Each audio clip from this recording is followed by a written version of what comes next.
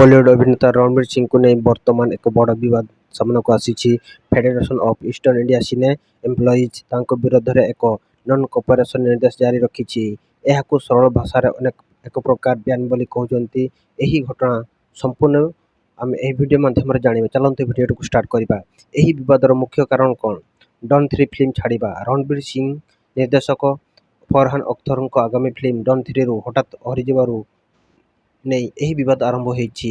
निर्माता अभियोग कौन रही? फरहान अख्तर एवं रितेश सिंधवानी को प्रयोजना संस्था एक्सेल एंटरटेनमेंट अभियोग कर रणवीर सिंह शूटिंग आरंभ होबार मात्र किछि दिन पूर्व प्रोजेक्ट छाड़ी देथिले। यह द्वारा प्रयोजना संस्थार प्राय 50 कोटी टंका क्षति होती।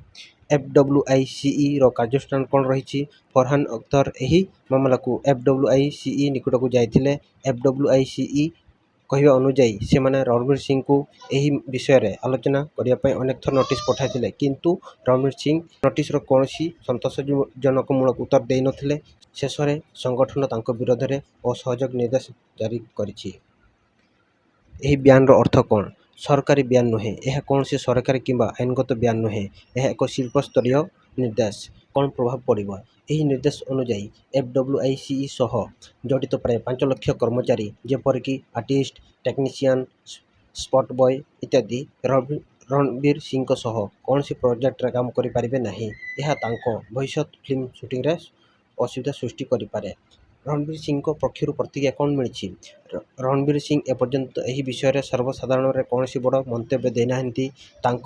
प्रवक्ता कहवा अनुजाई रणवीर यही प्रसंग में चुप रहा पसंद करछंती, कारण तांकर विश्वास जे वृत्तिगत मामला गुड़ी को परस्पर सम्मान सह संभाळिबा उचित। से निजर आगामी काम उपर ध्यान देछंती। अन्य कलाकार मत यही घटना को नहीं बॉलीवुड मिश्रित प्रतिक्रिया देखा मिली। अभिनेता मनोज बाजपेयी कहते जे से आशा करछंती यही विवाद शीघ्र समाधान हो जाबो। अन्यपटे किछि चलचित्र निर्माता यही बयान करिया को समालोचना करछंती, कारण यह द्वारा अभिनेता सह से फिल्म में काम करुवा शह शह श्रमिकों रोजगार मध्य प्रभावित हेबो। वर्तमान पई यही विवादर समाधान पई उभय पक्ष मध्य कथबार्ता जारी रही पारे बोली अनुमान कर जाउछि। कमेंट माध्यम रे जणाइबा आपन वीडियो केमति लागिला।